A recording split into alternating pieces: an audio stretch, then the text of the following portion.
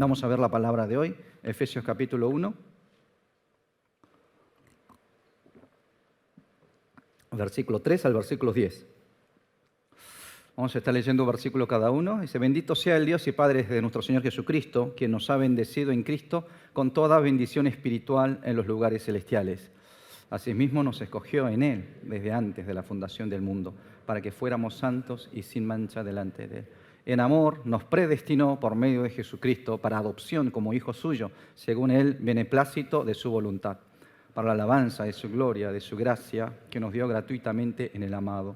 En Él tenemos redención por medio de su sangre, el perdón de nuestras transgresiones y según la riqueza de su gracia, que hizo sobreabundar en toda sabiduría y entendimiento. Él nos ha dado a conocer el misterio de su voluntad, según el beneplácito que se propuso en Cristo, a manera de plan para el cumplimiento de los tiempos, que en Cristo se han reunido bajo una cabeza todas las cosas, tanto las que están en los cielos como las que están en la tierra. Amén. Bueno, hoy es el cumpleaños de nuestra iglesia Betel, que en su momento comenzamos como la iglesia Chung'an. Hoy está cumpliendo el aniversario número 51. La verdad que atravesamos tiempos muy difíciles, ¿no? Casi 10 años estuvimos sin un templo, sin un edificio propio, yendo de acá para allá. Y hemos tenido domingos que no sabíamos dónde, ¿no es cierto?, rendir el culto prácticamente hasta un día antes. No, me acuerdo que a veces los sábados teníamos que estar mensajeando, avisándole al hermano dónde reunirnos. Pero Dios ha sido fiel, ¿no? Ha sido fiel. Y hoy contamos con innumerables bendiciones que solo podemos decir que fue Dios quien lo hizo y quien nos dio, ¿no es cierto?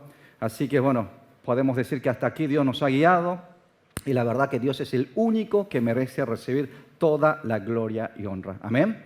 ¿Qué le parece si entregamos un fuerte aplauso de gloria y gratitud al Señor?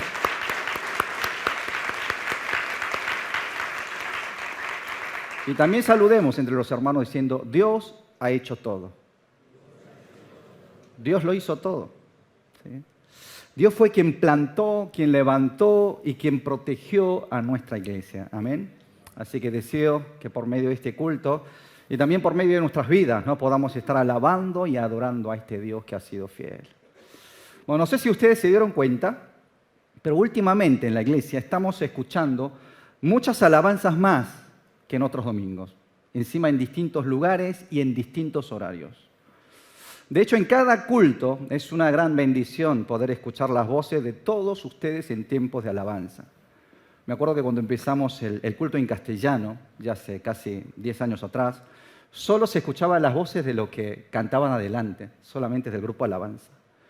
Bueno, no éramos muchos tampoco, ¿no? Y éramos encima todos casi tímidos. Entonces, como que cantábamos, pero hacia adentro, no hacia afuera. Éramos muy poco expresivos en su momento. Pero últimamente puedo ver y sentir que estamos adorando a Dios con más pasión, levantando nuestras voces, expresando nuestro gozo hacia el Señor, nos estamos volviendo más expresivos. Y no saben cuán importante es que se escuchen nuestras voces en tiempos de alabanza, que se escuche nuestra voz en tiempos de adoración, ¿no? Y así no solo nos sentimos bendecidos nosotros, sino sabemos que Dios es glorificado y exaltado por medio de nuestras alabanzas. Aún después de que terminan los 3 cultos, los domingos, ustedes saben que por las tardes se siguen escuchando las alabanzas. Se siguen escuchando voces de personas que se quedaron a cantarle a Dios. ¿Por qué? Porque muchos grupos están practicando para el festival de alabanza que vamos a tener el día 17 de septiembre, dentro de un mes y medio, ¿no? Cada grupo están como esforzándose para poder entregar la mejor alabanza al Señor. Entonces el domingo pasado, como tuvimos el estudio de Diáconos Adjuntos, me quedé un poquito más tarde de lo habitual y con mi esposa empezamos a escuchar entonces estas distintas alabanzas, estos distintos cantos, ¿no?, en varias partes de las iglesias, y ambos nos sentimos bendecidos, nos sentimos en paz, nos sentimos gozosos. Y dijimos, qué bueno es que durante todo el día se escuchen estos cánticos que glorifican a Dios. Hay una característica que tienen las iglesias que crecen, estas iglesias que experimentan un avivamiento. Tienen una congregación que llena el templo con sus alabanzas. Llenan el lugar con las alabanzas. Cuando cada uno de nosotros alabamos a Dios con nuestras voces, y no que estén cantando 1 o 2 personas nada más, sino como congregación, como un cuerpo en Cristo, cuando cantamos todo con una misma voz y con un mismo corazón, con un mismo sentir. Esas alabanzas no solamente sacuden nuestros corazones, no solamente tocan nuestros corazones, sino que esas alabanzas glorifican al Señor. Adora a Dios. Amén. Y Dios es quien se alegra de vernos cantándole a Él. Por eso me gustaría en esta mañana compartir la palabra con ustedes sobre el tema de la alabanza y la adoración. Hay algunos vocabularios, términos evangélicos, ¿no?, que empezamos a escuchar cuando llegamos a la iglesia. Entre ellos está justamente la palabra alabanza, culto, adoración. Cada domingo la iglesia adora a Dios, cantamos alabanza al Señor. Pero hagámonos esta pregunta: ¿estamos alabando de verdad a Dios? ¿Estoy cantando y adorando a Dios como Él merece recibir? ¿Dios recibirá mi adoración? ¿Él se deleitará al verme cómo le estoy cantando y alabándole? ¿Qué dicen ustedes? ¿Cómo calificarían la forma en que ustedes alaban y adoran a Dios? Cuando pensamos en la adoración, solemos pensar que solo se trata de músicas y canciones. Por eso hay personas que dicen: no, yo no sé nada de la música, no sé cantar, no soy bueno cantando, y se excusan para estar callados y no estar alabando durante el tiempo de alabanza, durante el tiempo de adoración. Y al pensar que la adoración es solo música y canciones, también solemos tener muchas veces actitudes muy subjetivas. ¿Qué significa esto? Que dependemos de nuestras emociones y buscamos tener un impacto emocional cada vez que cantamos y alabamos. Y si no experimentamos ese sentimiento, esa emoción que buscamos, solemos calificar la adoración como que fue mala, ¿no?, como que no fue buena. O cuando emocionalmente nos sentimos mal, también podemos tener esa actitud de: no, hoy no quiero cantar porque no me siento bien, ¿no? Hoy estoy enojado, estoy molesto. Justo me peleé con mi señora cuando salía de casa y la verdad que no me siento como para cantar a Dios, ¿no? Como si todo eso dependiese de uno mismo. Pero hermanos, la alabanza, la adoración es algo objetivo y no es subjetivo. Es algo objetivo porque buscamos por medio de esa adoración glorificar a Dios, agradar a Dios y no a los hombres. Ni siquiera yo me tengo que agradar, no, a Dios le tiene que agradar. De eso se trata la adoración. Por eso, hermanos, no se trata de nuestras emociones, no se confundan. Si el motivo y la razón de la adoración está en mis sentimientos, entonces esa no es una verdadera adoración. Si dependemos, o si yo dependo de mis emociones para cantarle a Dios o no, entonces no estoy alabando a Dios tampoco. Cuando adoramos y alabamos, lo hacemos porque Dios es quien tiene que ser exaltado y no nosotros. Tenemos que adorar y alabar a Dios con excelencia, con lo mejor de nosotros, ¿no? Y eso es un deber, una tarea importante para todos nosotros como iglesia. Entonces, la palabra de hoy, el apóstol Pablo está invitando a la iglesia de Éfeso a alabar a Dios. Empieza diciendo en el versículo 3: bendito sea el Dios y Padre de nuestro Señor Jesucristo. Esta palabra bendecir, que en otras versiones la ha traducido como alabar, ¿no? Alabado sea Dios. Pero en realidad, bueno, estas dos palabras son sinónimos, porque en griego la palabra eulogetos, ¿no?, que lo traduce acá como bendecir, literalmente significa hablar bien del otro, hablar bien de otra persona. O sea, alabar es hablar bien de Dios. Es expresar con nuestra boca que Dios es bueno, que Dios es hermoso, que Dios es fiel, que Él es maravilloso. Hablar bien de Dios, bien decir, de eso se trata, alabar y adorar al Señor. Por eso dice en Isaías 43, 21, este es el pueblo que yo he formado para mí, ellos proclamarán mi alabanza. Yo creé este pueblo, formé este pueblo para que publiquen, para que proclamen mi alabanza, dice el Señor. Si cambiásemos esta palabra, el pueblo, por la iglesia, esta iglesia yo lo he formado para mí, para que ellos proclamaran mi alabanza. Sería, ¿no?, el sentido de aplicación que nosotros podemos hacer para nuestra iglesia, ¿no? Sabiendo de que cada uno de nosotros somos iglesia. Esta palabra sería para mí y para ustedes. Dios nos formó, nos levantó. Esta iglesia también lo hizo para que publiquemos, proclamemos alabanza al Señor. Sin embargo, el mayor descuido en la vida de los creyentes de hoy justamente se da en esta disciplina de la alabanza y adoración. Miramos, observamos cómo cantan los otros, pero no participamos de la adoración. Muchas veces nos ubicamos en el lugar del espectador y no de un adorador. El apóstol Pablo por eso invita a la iglesia de Éfeso: alaben a Dios. Iglesia, alaben a Dios. Ustedes son los que tienen que alabar a Dios. No se vuelvan un espectador. Cántele a Dios, glorifíquele al Señor. ¿Y en qué momento escribe esta carta? Él estando en la cárcel. Emocionalmente, ustedes saben que una persona dentro de la cárcel no creo que haya estado muy contento, alegre, que digamos. Pero él no depende de esa situación, no depende de esa emoción. Él mismo alaba al Señor. Invita a la iglesia de Éfeso a hacer lo mismo.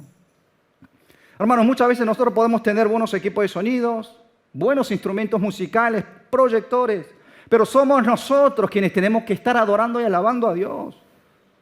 Si no nos presentamos ante su presencia en los cultos, si no cantamos con nuestras voces a Dios, si no hablamos bien de Dios, ya sea con música o sin música, no estamos adorando al Señor. Hermano, la adoración es sumamente importante para nosotros, sea que tengas talento musical o no, sea que sepas cantar bien o no, no tiene nada que ver. Dios nos formó y nos escogió para que le adoremos. No se olviden de esta verdad. Fuimos llamados para proclamar las alabanzas a Dios. Amén. Muchas veces no adoramos a Dios o no valoramos la adoración. ¿Por qué? Porque Dios no es un tesoro valioso para nosotros. No los consideramos como algo importante. No valoramos la gracia y las bendiciones que recibimos de Dios. Valoramos tanto las cosas visibles a nuestros ojos que ignoramos y menospreciamos las cosas que nuestro Dios invisible nos entrega. Por eso Pablo nos invita a alabar a Dios en el versículo 3 por lo siguiente. Dice lo siguiente. Bendito sea el Dios y Padre de nuestro Señor Jesucristo, quien nos ha bendecido en Cristo con toda bendición espiritual en los lugares celestiales. Habla de la bendición espiritual. Esta bendición espiritual se refiere a las bendiciones que pertenecen al Espíritu Santo, bendiciones que son incomparables con las bendiciones terrenales, ¿no?, que el mundo nos ofrece. Y en la palabra de Dios explica cuáles son esas bendiciones espirituales, menciona en total 3 bendiciones, y después de mencionar cada una de estas bendiciones, dice al final, para la alabanza de la gloria de su gracia. En el versículo 6, después en el versículo 12, no lo leímos, pero en el versículo 12, más adelante en el versículo 14. Vamos a hablar de la primera bendición espiritual. En primer lugar, Pablo nos invita a alabar a Dios por su elección. Esta es la primera bendición espiritual que menciona, la elección de Dios. Dice en los versículos 4 y 5, asimismo nos escogió en Él antes de la fundación del mundo para que fuéramos santos y sin mancha delante de Él. En amor nos predestinó por medio de Jesucristo para adopción como hijos suyos, según el beneplácito de su voluntad. Antes de que Dios formara el mundo, dice la palabra, que Él ya nos escogió. Él ya te escogió. La mayor bendición que recibimos como cristianos, hermanos, es la de haber sido elegidos por Dios, escogido por Dios antes de la fundación del mundo. ¿Qué significa esto? Que nuestra salvación no fue una casualidad. No es una casualidad que ustedes estén aquí. Si nací dentro de una familia cristiana y gracias a mis padres pude conocer el Evangelio, eso fue porque estaba dentro del plan de Dios.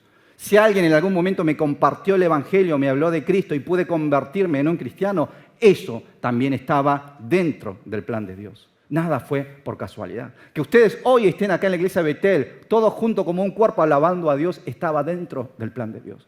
No fue una casualidad. Y cuando aquí dice que Dios nos escogió antes de la fundación del mundo, tiene 2 implicancias. La primera implicancia es temporal. Significa que antes de crear cualquier otra cosa del mundo, Dios pensó primeramente en nosotros, Dios pensó primeramente en vos. Dentro del corazón de Dios estaban ustedes y estaba yo. Fuimos la prioridad para Dios dentro de su plan. Dice en Isaías 43:1, pero ahora así ha dicho el Señor, el que te creó, oh Jacob, el que te formó, oh Israel. No temas, porque yo te he redimido, te he llamado por tu nombre, tú eres mío. Oh Jacob, dice el Señor. ¿A quién se está refiriendo con esta palabra Jacob? Al pueblo de Israel. Dios fue quien formó, eligió a este pueblo de Israel. ¿Y cuándo lo eligió? ¿Cuándo lo llamó por su nombre? Antes de que fueran creados. Te llamé por nombre, te escogí. Hermanos, imaginen unos padres jóvenes que están esperando la llegada de un hijo. El bebé no solamente está dentro del vientre de una madre, sino que ese bebé está tanto en el corazón como en la mente de los padres. ¿No es así? Porque antes de que nazca el bebé ya están pensando en qué nombre ponerle. ¿No? Y muchos ya le ponen un nombre y lo llaman por ese nombre. Inclusive cómo decorar, cómo acomodar el cuarto, la habitación para el bebé, crear un ambiente en donde el bebé pudiese sentirse feliz, pudiese sentirse alegre, cómodo. Todo eso lo piensa antes de que el bebé nazca. Entonces, todos esos pensamientos, la vida misma de los padres está centrado prácticamente para la llegada de ese bebé que todavía no ha nacido. Y Dios hizo lo mismo con nosotros. Hizo lo mismo con vos. Antes de que viniéramos a este mundo, Dios ya estaba pensando en nosotros. Él nos guardó dentro de su corazón. Hasta nos puso un nombre y llamó por ese nombre. Tú eres mío, así como le dijo al pueblo de Israel. Así fue como Dios nos llamó también. Tú eres mío. Te puse nombre antes que llegues. La segunda implicancia es que esta fue una elección incondicional. Esta puede ser más importante quizás que la primera. Porque Dios nos eligió no porque haya visto algunas condiciones idóneas para ser elegibles a Dios. Ni siquiera nacimos. Dios no miró nuestras obras, no miró nuestras cualidades. Literalmente fue una elección incondicional. Miren lo que dice el versículo 5 otra vez. Dice, en amor nos predestinó por medio de Jesucristo para adopción como hijos suyos, según el beneplácito de su voluntad. Nos predestinó por su amor. O sea, no lo hizo por nuestros méritos o nuestras acciones o nuestro comportamiento, sino por méritos de Cristo, por lo que Jesús haría y hizo en esa cruz, ese sacrificio que Jesús hizo en la cruz. Por medio de esa sangre, por medio de esa obra, ¿sí?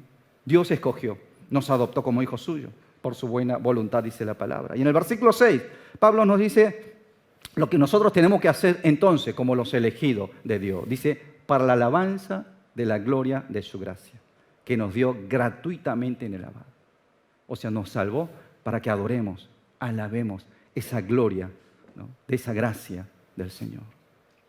Pablo comprendió esta verdad espiritual al comprender la dimensión de esta bendición espiritual. Él no pudo dejar, ¿no es cierto?, de alabar al Señor. Él no pudo permanecer, ¿no es cierto?, callado, sino que tuvo que estar alabando a Dios. Comenzó a cantar a Dios y está invitando a la iglesia de Éfeso también a hacer lo mismo. Iglesia, alaba a Dios, alaba al Señor, si fuiste escogido, elegido por el Señor.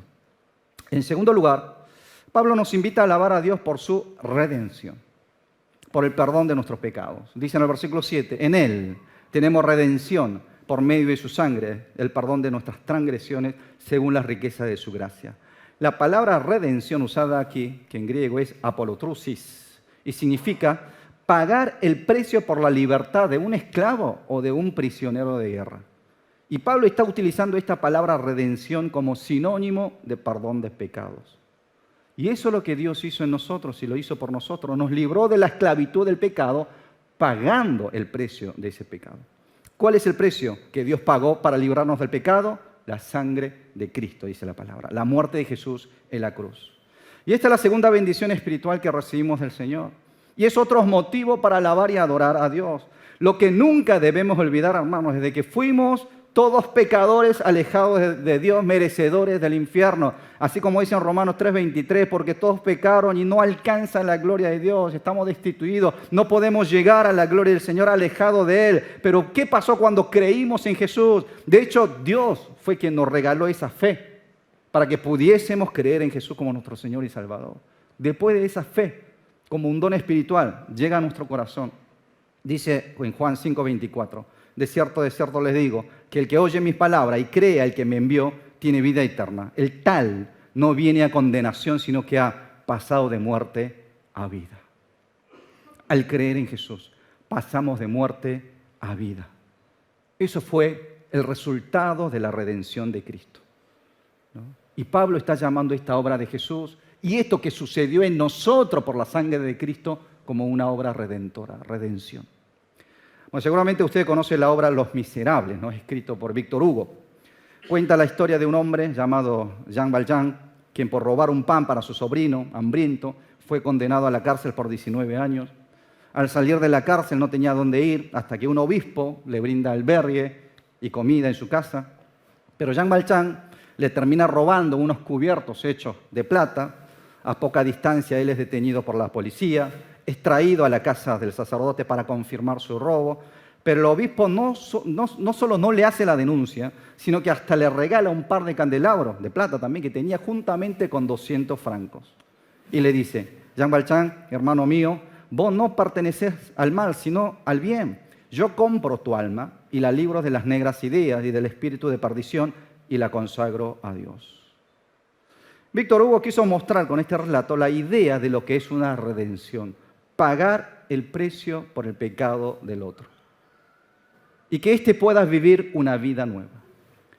Fue así que él, este hombre, Jean Valjean, fielmente cuida de una niña llamada Cosette, hija de una mujer, una prostituta que él conoció, que muriéndose le pidió a Jean Valjean que cuidara de su hija. Él cumple fielmente este compromiso y al final de la novela Jean Valjean dice una frase que resume más o menos la idea que tuvo el autor, ¿no?, cuando escribió esta novela. ¿Qué dice Jean Valjean? Dice, amar a otra persona es ver el rostro de Dios, ¿no? Este hombre fue un ladrón, ¿no?, por más que haya hecho, ¿no?, por su sobrino hambriento, después termina robando otra vez, como que ese pecado continuaba estando él hasta que el obispo compra de alguna manera, redime su pecado, ¿no? Y de ahí comienza a cambiar su vida. Es la idea que el autor tuvo cuando quiso, ¿no?, la idea que quiso mostrar escribiendo esta novela. Así fue la vida de este hombre miserable, que ha sido cambiado por el amor del obispo y que también aprendió a vivir amando a otras personas. Hermano, todos nosotros fuimos pecadores, fuimos miserables delante de Dios antes de conocer a Cristo, no muy distinto del protagonista de esta novela. Por eso el apóstol Pablo, fíjese que él también hace la misma confesión en Romanos 7:24. ¿Qué dice? Miserable de mí, dice. Miserable de mí. ¿Quién me librará de este cuerpo de muerte? Soy miserable, estoy condenado dentro de este cuerpo pecador y este cuerpo de muerte. Pero volviendo al versículo 7 de hoy, Pablo encuentra la respuesta frente a su situación miserable. ¿Qué dice? En Él, en Cristo, tenemos redención por medio de su sangre, el perdón de nuestras transgresiones, según la riqueza de su gracia. Por eso dice él, por esta redención de Cristo, yo alabo a Dios. Yo alabo al Señor. Tenemos que alabar y adorar a Dios. Por último, en tercer lugar, Pablo nos invita a alabar a Dios porque Dios nos selló con el Espíritu Santo. Dice en el versículo 13, en Él también ustedes, habiendo oído la palabra de verdad, el evangelio de su salvación, habiendo creído en Él, fueron sellados con el Espíritu Santo que había sido prometido. Es interesante ver que Pablo venía hablando en la primera parte del capítulo 1 en primera persona plural. Hablaba de nosotros. Nosotros fuimos elegidos, nosotros fuimos redimidos. Pero aquí en el versículo 13 habla en segunda persona en plural y dice, en Él también ustedes. ¿Por qué este cambio repentino del sujeto dentro de su discurso? Cuando Pablo decía de nosotros, en realidad él se estaba refiriendo a los judíos, nosotros los judíos, y no tanto a los gentiles. Pero al decir aquí ustedes, lo que está diciendo es que ustedes, los gentiles, fueron también partícipes de las mismas bendiciones espirituales que los judíos, sin distinción de raza o pueblo. Y la palabra clave aquí en este tercer punto es sellados, que fueron sellados con el Espíritu Santo. En la antigüedad, el sello era una prueba de la pertenencia. Tanto los ganados o los esclavos llevaban la marca del sello de sus dueños, de sus amos, ¿no?, que mostraban a quién le pertenecía. Y cuando sobre un objeto del rey, por ejemplo, el rey ponía su sello, nadie lo podía tocar, ¿no? Nadie podía tocarlo sin su permiso. ¿Por qué? Porque le pertenecía al rey. Entonces, que hayamos sido sellados por el Espíritu Santo, ¿qué significa? Significa que ahora pertenecemos a Dios. Pertenecemos a Dios, ¿no? Dios es nuestro Señor, Dios es nuestro amo. Por eso más adelante en el versículo 14 dice, quien es la garantía, el Espíritu Santo es la garantía de nuestra herencia para la redención de lo adquirido, para la alabanza de su gloria. O sea, el Espíritu Santo es la garantía de que somos el pueblo adquirido por Dios, que pertenecemos al Señor. Hay una expresión que se repite a lo largo de todos los versículos que leímos hoy. ¿Saben cuál es? En Cristo, en Él. Hermanos, tanto nos amó Dios a nosotros que envió a su unigénito, a Jesús, a la cruz para darnos esta tremenda bendición espiritual. La elección con que nos escogió antes de la fundación del mundo la redención, que pagó el precio de nuestros pecados con la sangre de Cristo y nos libró, ¿no es cierto?, de esa condenación. Y el sello del Espíritu Santo para garantizar nuestra salvación. Y dice Pablo que estos son motivos suficientes para vivir alabando y adorando a Dios por siempre.